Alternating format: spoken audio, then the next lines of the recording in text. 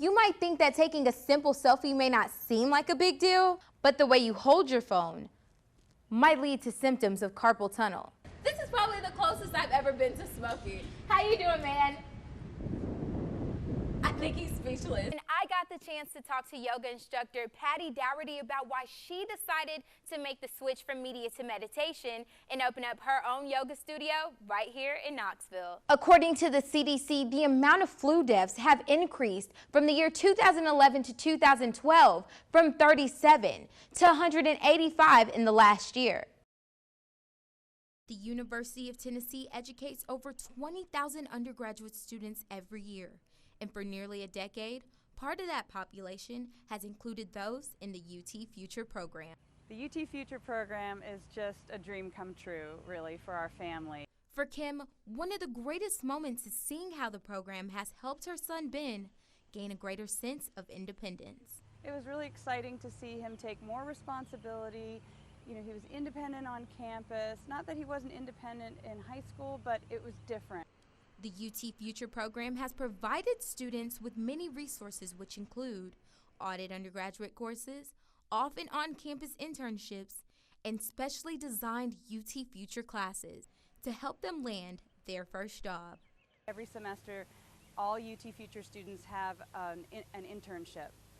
So they go out and work like at the bursar's office, or Ben worked at the UT print shop, which was so great. The guys liked him so much they kept him on for another semester. And some students have even gotten a chance to work alongside UT administrators. Seeing people like President Randy Boyd having a student from our program intern in his office, seeing the alumni office have interns, student government have interns. It's been really great to see how the campus community with some education has really opened their arms to embracing this population. And has embraced the importance of diversity and inclusion. As much as we knew how great it was, in practice it has actually exceeded our expectations. With UT Today, I'm Jelissa Baidoo. John and Robin, I got the chance to talk to yoga instructor Patty Dougherty about why she decided to make the switch from media to meditation and open up her own yoga studio right here in Knoxville. Hello and welcome to Yoga Basics. I'm Patty, I'll be your instructor today. Before she was the owner of Breezeway Yoga Studio, Knoxville native Patty Dougherty was pursuing a career as a news producer. I found that my old life in television was rather toxic. So she switched to something that would bring her peace. It was such a transformational experience for me that I wanted to share that. After teaching in Los Angeles for many years, I was wondering, who's teaching my peeps yoga?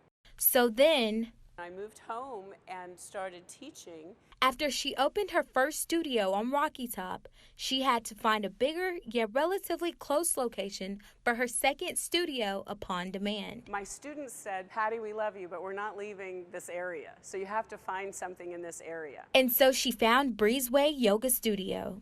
We have 4 or 5 classes a day, all different styles of yoga. It just depends on the teacher. The teacher runs their own business here, if you will.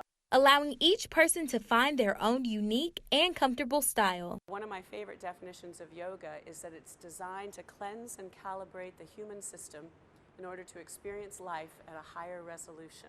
Which has enabled her to wake up in a fairly good mood, enabled me to move my body so that my bones and muscles fit me better. Something she teaches her students here in East Tennessee. She continues to spread peace through therapeutic yoga, one asana at a time. You can find out more about Patty, Breezeway Yoga, and her other studio on breezewayyoga.com. Back to you, Robin and John.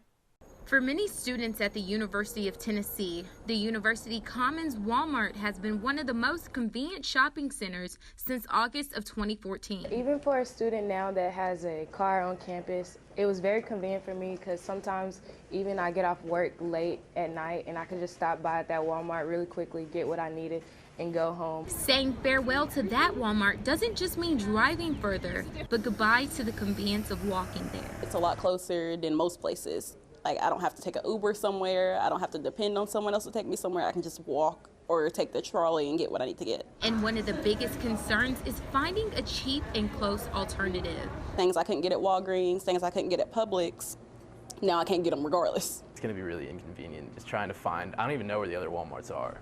So what's the next step for students? I might take an Uber somewhere else, might take an Uber to the closest Walmart, which will cost more money, and it's just inconvenient. Whenever I just needed to grab groceries or anything, I'd go over there, and it's just like the cheaper alternative rather than going to the Publix. At the end of this month, Walmart will be closed for good. A list of nearby Walmarts, as well as the current closing time, can be found on the front of the doors.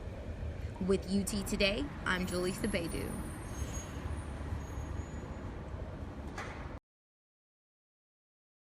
Another reminder that tomorrow is the deadline to file your taxes. The IRS says there are 50 million taxpayers who need to file. This weekend's Mardi Gras celebration was cut short for many when a car came plowing through the streets, leaving several people in critical condition. The Lady Vols had a big weekend on the diamond. Coming up, our sports team takes us through the highlights of their sweep over Mississippi State, including Grant Williams' first pitch.